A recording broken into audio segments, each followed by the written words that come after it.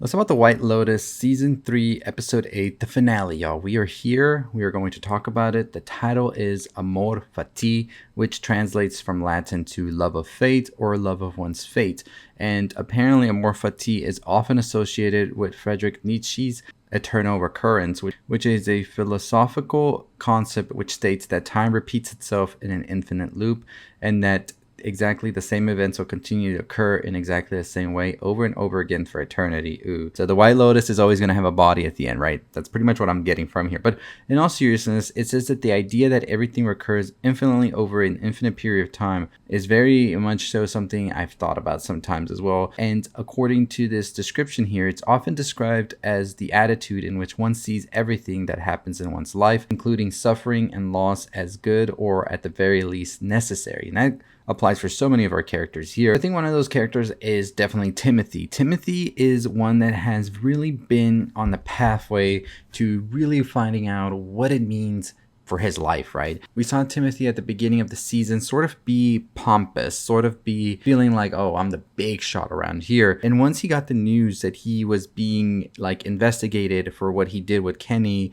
and all of that, I think that's when we saw him really start to be humbled, you could say, even to the point of hitting rock bottom, thinking of various things that are so dark, so twisted to even think about, which include like taking himself out and taking his family with him at a point as well. In the last episode, we saw he was thinking of taking him, Victoria, and Saxon out completely. So I think Timothy is one we have to keep an eye out for. Now, in the teaser trailer that we got for the next episode, which of course is the finale, according to many reports, it's about 90 minutes long, so definitely enough time to wrap things up. We see that Timothy asks about the poisonous fruit here that we've been discussing before, and many people have theorized was going to make a comeback by the end of this season, and it definitely does. So Timothy asks, when we got here, you said something about this fruit, which Pam tells him locals actually call it the suicide tree, so don't eat it. But we see that Timothy picks up the fruit anyway, and then we see Saxon's blender. So that could just be a red herring. It could just be the show trying to throw us off. Maybe Saxon's blender doesn't even have anything to do with the fruit, but it definitely makes us believe that Timothy is kind of in a way thinking of this dark thought still. And of course, Timothy doesn't have the gun anymore. We know Guy Talk took it in the previous episode. So Timothy definitely is one that is really feeling the weight of everything. The vacation's almost over. When he gets home, he has to face reality. He's sort of detached from reality at the White Lotus.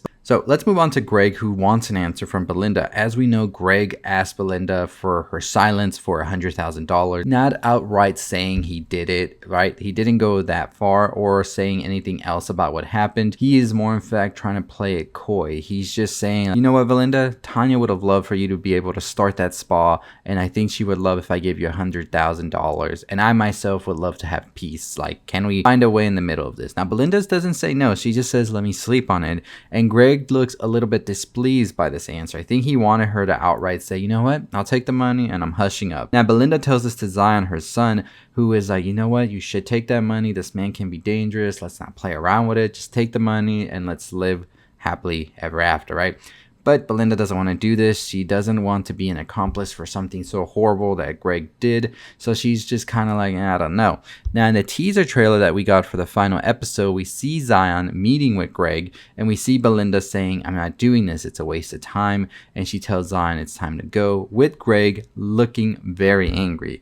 So I'm curious what happened here. I believe that maybe Zion started talking to Greg behind Belinda's back, and he sort of started to try and arrange a deal himself. And this is what really pisses Belinda off, and we shall see what happens. But I think that Greg is definitely not going to let this go. There's just no way that Belinda saying I'm not taking the money and that's that is going to be the end of it. I still feel that Greg has something else up his sleeve. Now, another character here that also looks to make a decision maybe in the next episode is Guy Talk. We know that Guy Talk now knows that Valentine and his crew are probably behind everything that happened with the jewelry heist in the beginning of the season, and Guy Talk has been one that says he doesn't want to commit any violence. He doesn't want to be a violent individual. And Mook basically said that he has to fight sometimes. You have to sort of man up in a way. You sort of have to go ahead and confront things, because that's also like defending yourself. It doesn't mean you go out and start problems of your own, but if there's problems to be dealt, then you deal with those problems. So I'm very curious about what that's going to mean for Guy Talk, and I'm very concerned for him because he does have the gun back. It looks like he wants to sort of get out of his shell and maybe make a difference, and I hope he's able to do it safely. This reunion here, we got to talk about it. Rick and Chelsea. This doesn't seem real to me.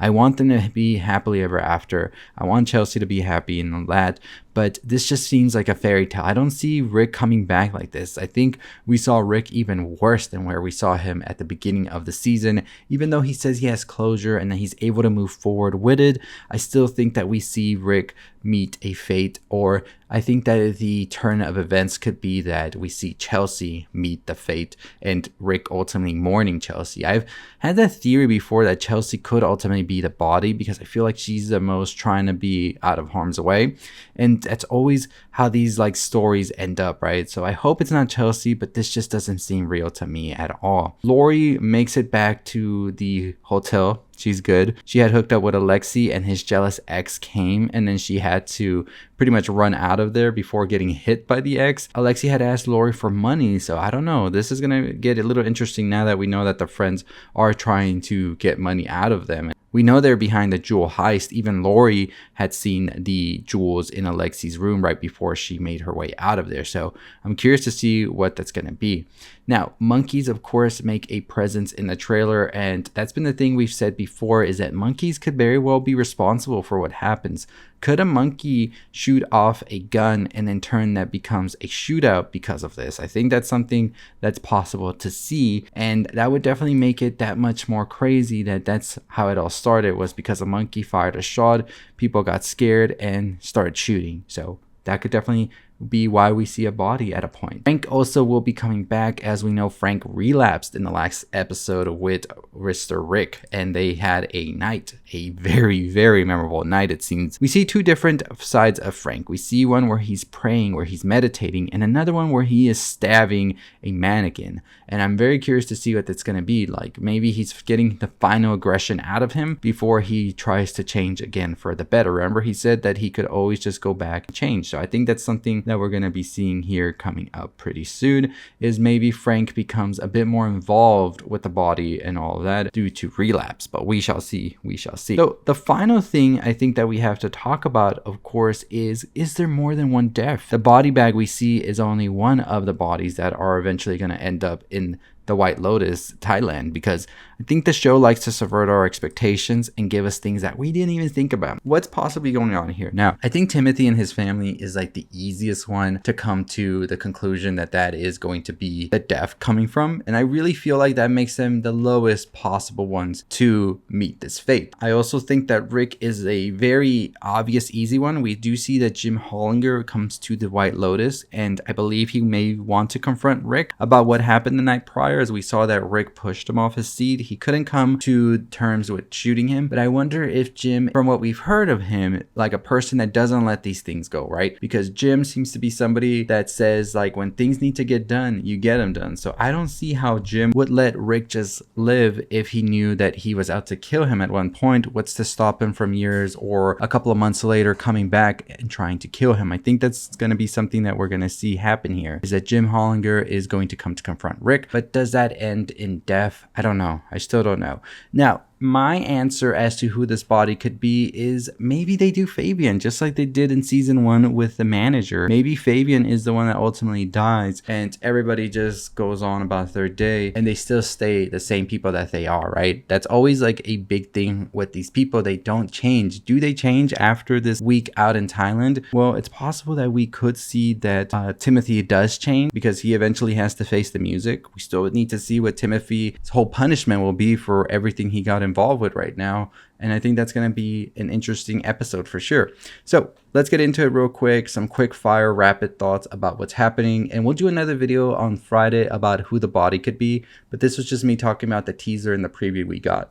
So the Timothy family, I think that we see Timothy ultimately face the music. I think we see Victoria lets Timothy know she knows what's been going on, and she's been playing kind of coy about it, seeing what Timothy was going to do for their family. I think we see Saxon completely change and try to be a different person. We saw that at the end of the previous episode when he had the whole little thing with Chelsea and meditating and all of that. So I think we see that. I think we see that Piper decides she doesn't want to stay, and we ultimately could see Lachlan probably staying. Like, Like, it could be a switcheroo. Maybe Piper didn't like the Buddhist temple and all of that, but Lachlan sees this as the only way for him to control these dark thoughts and urges he has. So I think we see that happen here. Like, it's a complete switcheroo between the two.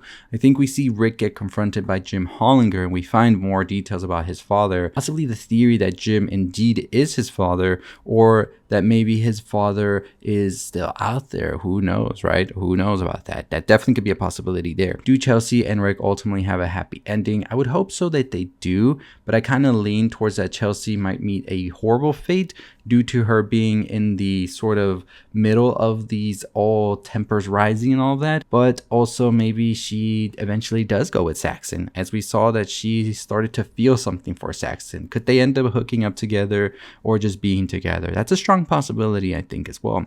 I hope that Guy Talk and Mook ultimately do get to be together and develop a relationship. That would definitely be like the happiest ending for Guy Talk. But I still hold on to the theory that Mook might know a little bit more about what's going on. We do see that Mook is sort of like egging Guy Talk to go forth with something, but we don't know why just yet. It's possible she just wants him to be a better person and sort of be more of his own person of sorts, be more aggressive with life, and maybe she doesn't want anything with him, but who knows. I still don't know who to trust throughout this whole season. Some people have pointed that Fabian could be also responsible with Valentine. I don't know. It's just all in the air right now. But I think that we definitely are getting to a very explosive finale, and I'm excited to see how it's gonna come down. Let me know your thoughts and your theories down below. What do you think is going to happen here? Do you think that we're going to see Timothy go forth with his dark fantasy of taking himself and all his family out? Do you think that Rick is ultimately going to live happily ever after with what happened with Jim and go back to Chelsea? And do you think Guy Talk is going to eventually step up and take down Valentine and all of them for what they did? Comment it down below. But the biggest one is the friends. Will the friends make it out as a friends